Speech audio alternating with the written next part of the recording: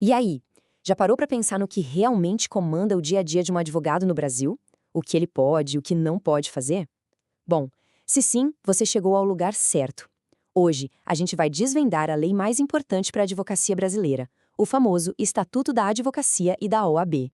Olha só o nosso mapa para essa jornada. Primeiro, a gente vai entender o papel essencial do advogado. Depois, entramos no kit de ferramentas dele, ou seja, os direitos e prerrogativas. Na sequência, vamos ver qual é o caminho para se tornar advogado. Dá uma olhada no código de ética e, para fechar, a gente vai entender o que é e como funciona a OAB, que é a grande guardião da profissão. Vamos nessa? Beleza, então. Para começar, vamos direto na base de tudo: o papel do advogado. Por que, afinal de contas, essa profissão é tão crucial para o nosso sistema de justiça funcionar? E olha, a resposta vem com tudo logo de cara, lá no comecinho do estatuto. O artigo 2º não deixa dúvida. O advogado é indispensável à administração da justiça. Pensa bem, isso não é só uma frase bonita, né? É literalmente o pilar que segura toda a profissão e mostra a importância dela para a sociedade. Tá, mas na prática, o que é que só um advogado pode fazer? O artigo 1º lista isso direitinho. São as chamadas atividades privativas. Representar clientes nos tribunais, que é o postular em juízo, e também dar consultoria, assessoria, esse tipo de coisa. E o interessante é que o Estatuto diz que, ao fazer isso, o advogado está prestando um serviço público, exercendo uma função social. Ou seja, é muito mais que uma profissão, é uma responsabilidade pública. Certo? E aí vem o ponto-chave. Para poder fazer tudo isso e ser chamado de advogado ou advogada, tem uma regra de ouro, inegociável. O artigo 3º é super claro. Só quem é inscrito na Ordem dos Advogados do Brasil, a OAB, pode exercer a advocacia. Simples assim. Sem a carteirinha da OAB, a prática é considerada ilegal. Ok, agora vamos falar dos direitos do advogado. Mas é importante a gente não ver isso como privilégio, sabe? É melhor pensar como um kit de ferramentas, essencial para ele conseguir construir uma boa defesa e, no fim das contas, garantir que a justiça seja feita. Então a pergunta que fica é: quais são esses superpoderes? O que um advogado precisa ter em mãos para conseguir defender alguém de verdade com eficiência? E por que a lei dá essas proteções especiais para eles? Pois o artigo 7º detalha bem essas ferramentas. Por exemplo, a inviolabilidade do escritório e das comunicações. Isso existe para proteger o sigilo com o cliente. Faz todo sentido, né? Outra coisa, o direito de conversar em particular com clientes que estão presos. Isso é fundamental para garantir o direito de defesa. Tem também a presença de um representante da OAB se o advogado for preso por algo relacionado ao trabalho, para evitar qualquer tipo de abuso. E um ponto super importante do artigo 6º. Não existe hierarquia entre advogado, juiz e promotor.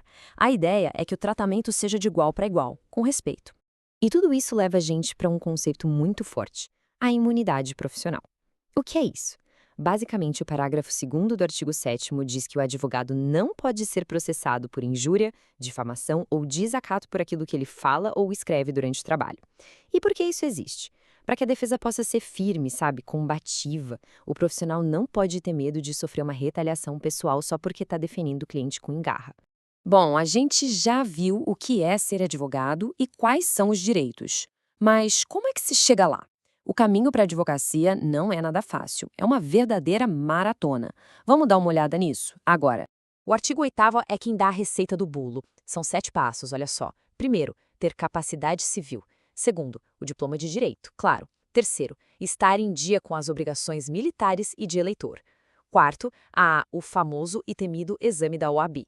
Quinto, não pode exercer nenhuma atividade que seja incompatível com a advocacia. Sexto, precisa ter idoneidade moral. E por último, o 7º passo é prestar o compromisso, que é o juramento da profissão. Bom, já dizia o ditado, né? Com grandes poderes, vem grandes responsabilidades. E é por isso que a gente precisa falar sobre as regras do jogo, a ética. Vamos entender agora qual é o código de conduta e o que acontece com quem pisa na bola. E aqui tem uma diferença muito importante que a gente precisa entender. O Estatuto tem 2 tipos de proibição.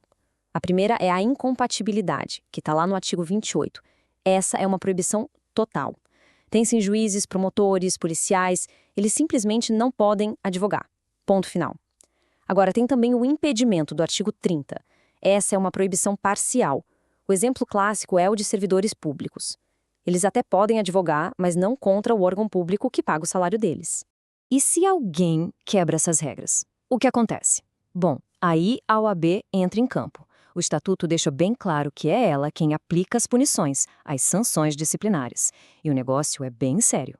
E essa seriedade fica bem clara quando a gente olha a escadinha de punições do artigo 35.